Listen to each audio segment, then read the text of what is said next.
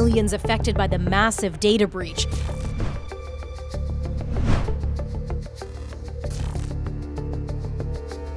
Fake news is in the top 3 items that every country that I want to speak to has on their agenda. Even as we struggle to recover from the pandemic, we are grappling with an infodemic that may prove far more lethal for civilization as we know it. We do not know enough about the actual impact of what goes on under the hood of these massive social media companies. Australian organisations are currently being targeted by a sophisticated state-based cyber actor. From critical minerals to the final product, every part of the tech supply chain is compromised and is turned against nations and peoples. We need to closely assess the implications of digital innovation and technology on national and international security.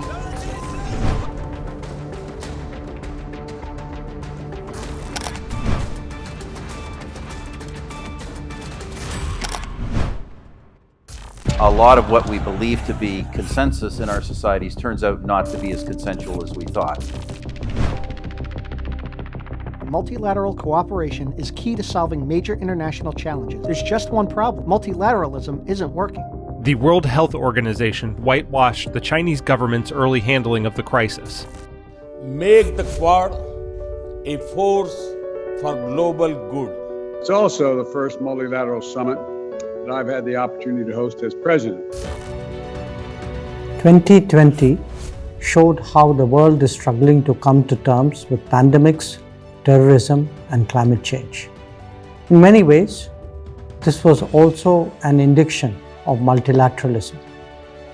Today, as we focus on vaccines and economic recovery, we also need to reimagine and reinvent a better world. Post-COVID should not mean waiting for the next disaster. It means looking for the next solution. Raisina is part of the search. Once women become decision makers, is they set the agenda.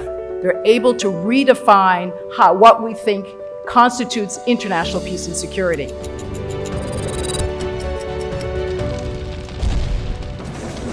Climate change is visible, changing the ground beneath our feet. There is an argument that says that's just a plan, what we need is action. Astonishing that there will be trillions of dollars spent on new infrastructure. Future economies must be green by design. They must create jobs for all. And most importantly, they must be shaped by women leadership. We meet in dark times, even as we seek the light. As we host this dialogue, we hope that these digital arenas and conversations can help us all meet our common objectives.